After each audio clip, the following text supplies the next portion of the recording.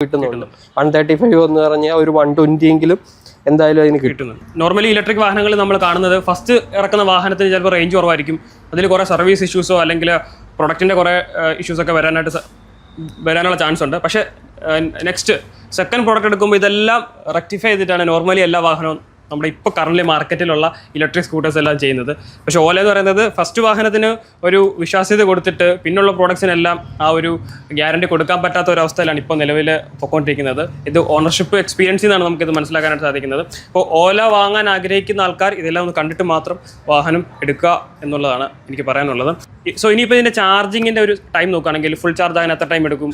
Company പറയുന്നത് 6.5 മണിക്കൂറാണ്. ഞാൻ എക്സാക്റ്റ് ടൈം നോക്കിയിട്ടില്ല, കാരണം 0 to 100 ആവാനാണ് കമ്പനി 6.5 മണിക്കൂർ നോർമലിൽ പറയുന്നത്. പക്ഷേ ഞാൻ 0 to ചെയ്തിട്ടില്ല, ഒരു 10% ആ ടൈമിലാണ് ചാർജ് ചെയ്യുന്നത്. ആ ടൈമിൽ ചെയ്യുമ്പോൾ എനിക്ക് 6.5-7 മണിക്കൂറോളം